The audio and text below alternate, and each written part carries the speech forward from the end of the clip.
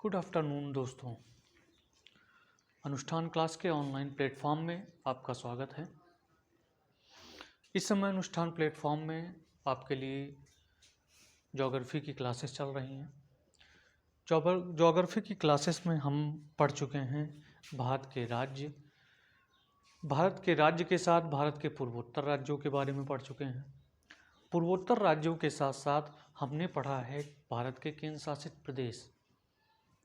और भारत के कितने केंद्र शासित प्रदेश हैं, कोई इसमें से बताए? भारत के 8 केंद्र शासित प्रदेश हैं। अब उसी क्रम में चलते हुए हम पढ़ेंगे भारत के तटवर्ती क्षेत्र। हमने हेडिंग लिख दिया है पहले से, भारत के तटवर्ती क्षेत्र या राज्य। ठीक है, ऐसे कितने राज्य हैं जो भारत के तटवर्ती राज्य कहलाते हैं। अब सबसे पहले समझते हैं तटवर्ती राज्य। तटवर्ती राज्य का मतलब होता है समुद्र के किनारे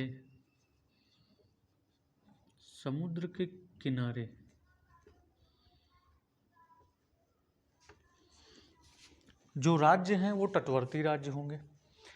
आप जानते हैं भारत एक प्रायद्वीप देश है। भारत एक प्रायद्वीप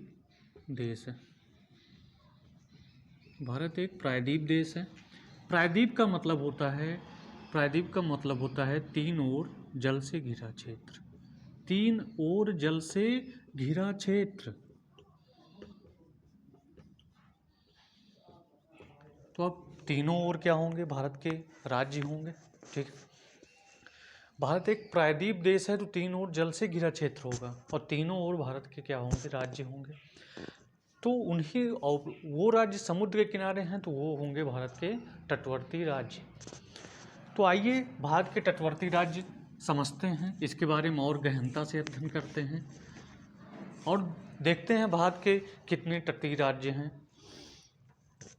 कौन सा तटीय क्षेत्र सबसे ज़्यादा फैला हुआ है। ठीक है, तो आइए सबसे पहले मैप ड्रा करते हैं।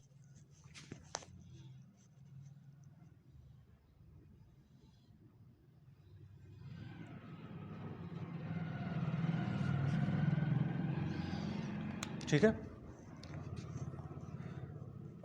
ड्रा करेंगे भारत के मैप में केवल हम उतने ही राज्यों को दिखाएंगे जितने राज्य क्षेत्र घिरे किससे हैं? समुद्र से घिरे हैं। या कौन से राज्य हैं जो तटवर्ती राज्य हैं।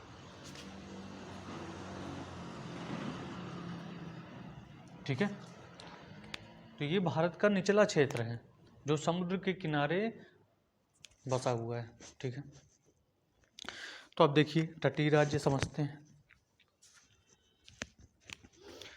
आप देख रहे हैं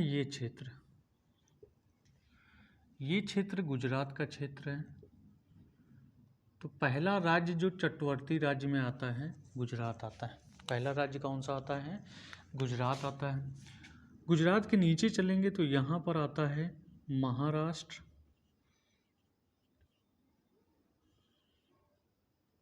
आता है। ठीक है, मोदी के शहर से चले हम उदय के शहर में। ठीक है, बालराज ठाकरे आपने नाम सुना होगा, कहाँ के थे? महाराष्ट्र के थे। तो उसके नीचे और चलते हैं तो यहाँ पे आता है गोवा वाली बीच पे आंखें जरा मीच के। उसके बाद आता है गोवा भी कैसा राज्य है? तटवर्ती राज्य है, भारत का तटवर्ती राज्य है। ठीक है, गोवा के नीचे चलेंगे तो गोवा के नीचे आएगा क्या? कर्नाटक। यहाँ पर होगा कर्नाटक। ठीक है, अब कर्नाटक से नीचे आते हैं तो सुंदरवन पहुँच जाते हैं। ठीक है, सुंदरवन नहीं पहुँच जाते, हम पहुँच जाएंगे कहाँ पर? केरल में पहुँच जाएंगे और ये क्षेत्र होगा केरल का। ठीक है, ये क्षेत्र का कौन सा होगा? केरल का होगा। अब केरल के साथ हम आगे की ओर बढ़ते हैं। अब केरल के साथ जब आगे की ओर बढ़ेंगे तो यहाँ पर कैसा क्षेत्र होगा? तमिलनाडु होगा। ठीक है, तमिलनाडु के ऊपर की ओर चलेंगे तो यहाँ पर होगा कौन सा प्रदेश होगा? आंध्र प्रदेश होगा, आंध्र प्रदेश, उसका नाम क्या दिया गया है, आंध्र प्रदेश। ठीक है, आंध्र प्रदेश के बाद अगर हम और आगे की ओर चलते हैं तो आंध्र प्रदेश के और आगे चलेंगे तो हमें क्या मिलेगा, यहाँ पर मिलेगा उड़ीसा का क्षेत्र। ठीक है, कौन सा क्षेत्र मिलेगा, उड़ीसा का क्षेत्र। और यहाँ पर चलेंगे तो यहाँ पर कौन सा क्षेत्र है, पश्चिम बंगाल, ममता दीदी का शहर आते हैं पश्चिम बंगाल। ठीक है, अब आप देखे होंगे भारत के कितने तटवर्ती राज्य हो गए। अगर हम काउंट करें तो यहाँ पर देखेंगे 1 2 3 4 5 6 7 8 9, यानी भारत के कुल कितने तटीय राज्य होंगे, तटवर्ती राज्य होंगे, तो भारत के कुल 9 तटवर्ती राज्य होंगे। तो यहाँ पर लिखेंगे भारत के कुल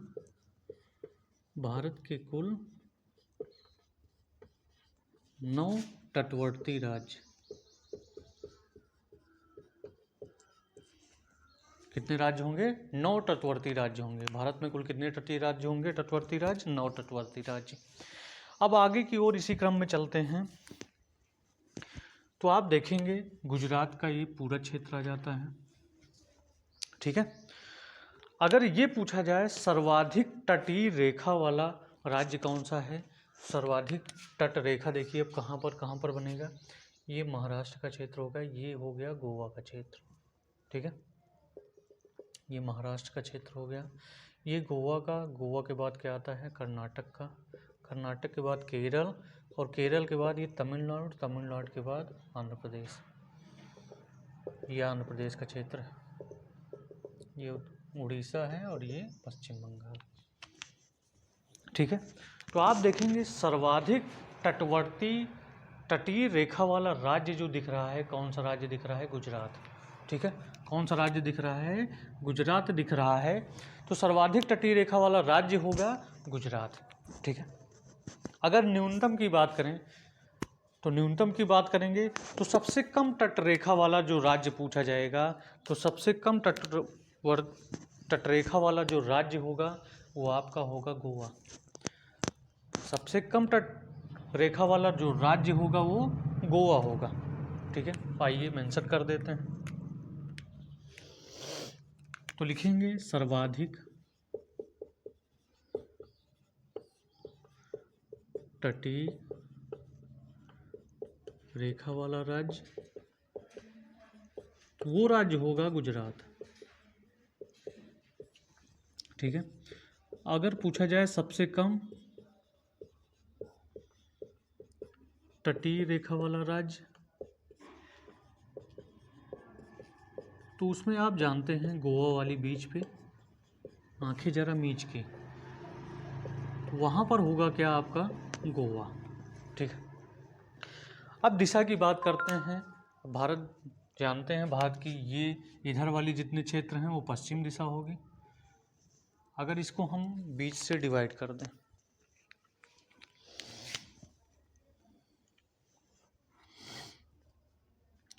तो ये आपका पूर्वी दिशा हुई,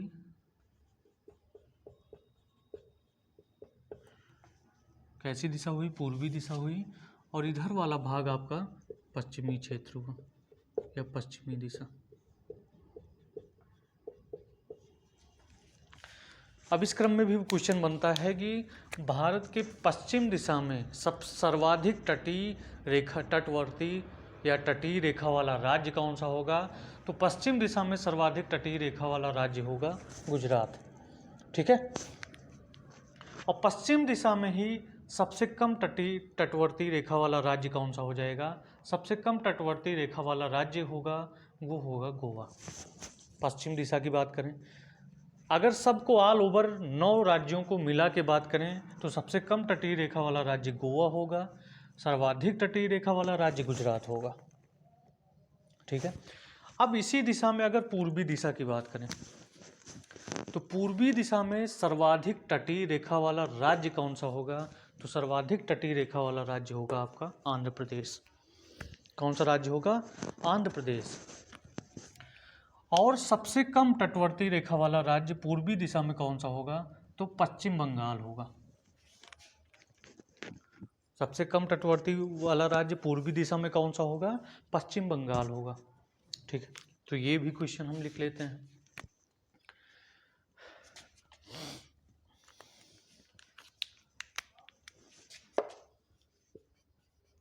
सर्वाधिक तटीय रेखा वाला पूर्वी राज्य, अगर पूर्वी राज्य की बात करें तो सबसे ज़्यादा होगा आंध्र प्रदेश में। ठीक है, अगर हम बात करें सर्वाधिक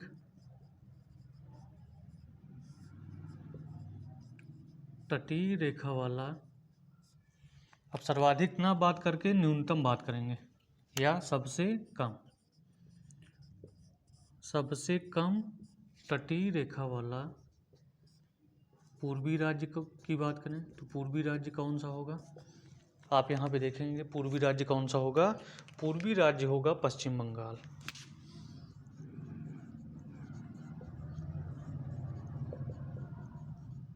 ठीक है, पूर्वी राज्य कौन सा होगा?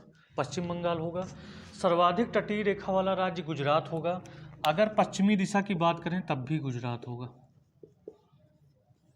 पश्चिमी तट रेखा की बात करें तब भी क्या होगा? गुजरात होगा। और सबसे कम तटीय रेखा वाला राज्य अगर पश्चिम दिशा में पूछें तो पश्चिमी में अभी भी क्या होगा? गोवा होगा। और सर्वाधिक की बात करें तटीय रेखा वाला राज्य पूरे राज्यों में, 9 राज्यों में, तो गुजरात होगा। सबसे कम पूछें तो क्या होगा? गोवा होगा। ठीक है, इतनी बातें एक बार नोट करिए, फिर आगे की ओर बात करें। एक बार स्क्रीनशॉट लीजिए।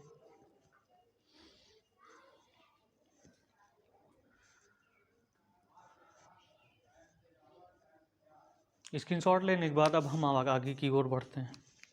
ठीक है,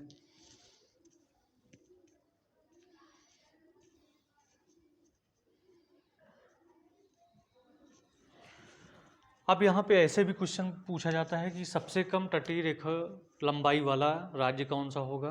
तो गोवा होगा। सर्वाधिक तटीय रेखा वाला, सर्वाधिक तटवर्ती रेखा वाला राज्य क्या होगा? गुजरात होगा। तो आइए हम इसको मिटाते हैं और आगे की क्वेश्चन की बात करते हैं कि आगे क्वेश्चन क्या बोलेगा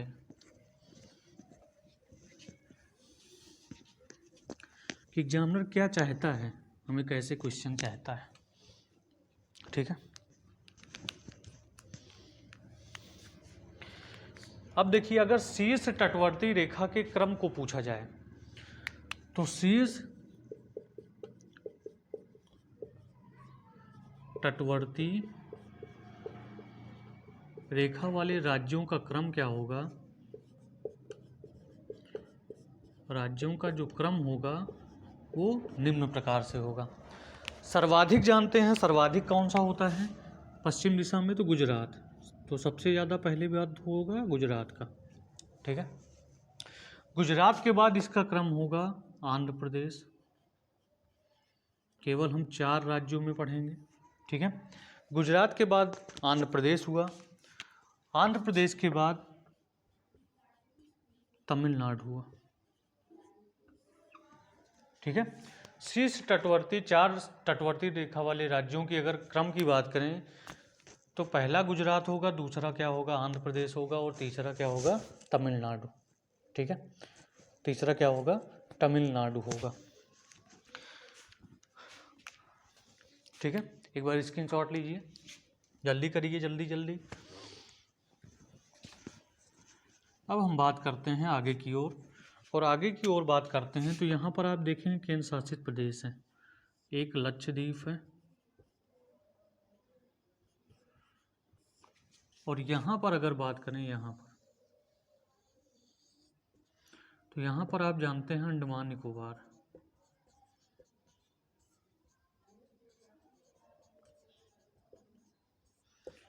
अगर यहाँ पर बात करें सर्वाधिक तटीय रेखा वाला कौन सा केंद्र शासित प्रदेश है, तो उस स्थिति में कौन सा केंद्र शासित प्रदेश आएगा? अंडमान निकोबार क्या आएगा? सर्वाधिक तटवर्ती रेखा वाला केंद्र शासित प्रदेश। कौन सा प्रदेश? केंद्र शासित प्रदेश होगा। सर्वाधिक तटवर्ती रेखा वाला केंद्र शासित प्रदेश कौन सा होगा? अंडमान निकोबार होगा। और इसमें अगर सबसे कम बात करें तो किसका होगा? लक्षद्वीप का होगा। केंद्र शासित प्रदेश में अगर सबसे कम की बात करें तो कौन सा होगा? लक्षद्वीप होगा। ठीक है, अब आइए आगे की ओर बढ़ते हैं। अब आगे की ओर बढ़ेंगे तो अब तटवर्ती जो तट रेखा है उसकी अब टोटल लंबाई की बात करें। ठीक है, तटवर्ती देखो राज्य कहाँ से स्टार्ट हो रहा है? यहाँ से गुजरात से स्टार्ट हो रहा है, यहाँ से जाते हुए कहाँ तक पहुँचा है? पश्चिम बंगाल तक। ठीक है, पश्चिम बंगाल तक पहुँचा हुआ है। अब देखिए, तो भारत की तट रेखा की जो लंबाई होगी अब कितनी होगी? यानी भारत के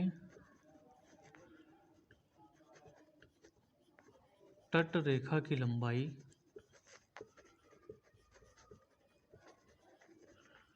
भारत की तट रेखा की लंबाई की बात करें। ठीक है, जब लंबाई की बात करेंगे तो ये कुल लंबाई है 6100 किलोमीटर। कितने किलोमीटर है? 6100 किलोमीटर है। ठीक है, अगर द्वीपों सहित बात करें, आप जानते हैं 2 द्वीप भी हैं, यहाँ लक्षद्वीप था और यहाँ पर अंडमान निकोबार था। तो अगर द्वीपों सहित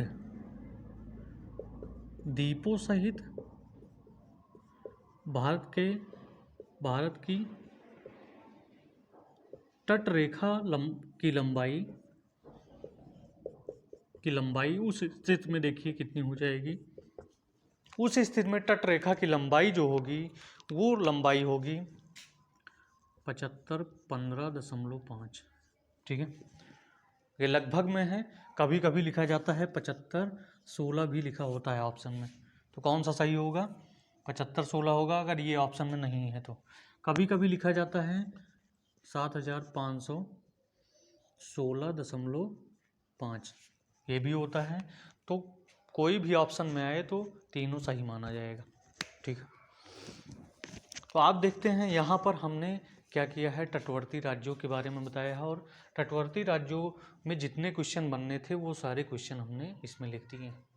ठीक है, अब यहाँ पे ऐसे भी क्वेश्चन पूछा जाता है कि भारत का ऐसा, मान लीजिए गोवा एक तटवर्ती राज्य है, तो गोवा तटवर्ती राज्यों के चारों तरफ कौन कौन से तटवर्ती राज्य हैं? तो यहाँ पर देखिएगा एक गुजरात है, महाराष्ट्र है, नीचे की ओर कर्नाटक और केरल है, इधर जाएंगे तो तमिलनाडु और आंध्र प्रदेश है। ठीक है, क्वेश्चन किसी भी प्रकार से एग्जामिनर पूछ सकता है, तो हमें हर तरीके से क्वेश्चन को बाकायदे पढ़ा हुआ होना चाहिए ताकि एग्जामिनर मेरे साथ न चीट कर सकें। ठीक है, तो आज की ये क्लासेस यहीं पर एंड की जाती है। अगली क्लासेस आपकी कल प्रोवाइड होंगी और कल बात करेंगे तटवर्ती राज्य के बाद भारत की स्थिति की बात करेंगे कि ग्लोब पर भारत की स्थिति किस प्रकार से होती है। ठीक है, इसी के साथ जय हिंद, फिर से मिलते हैं।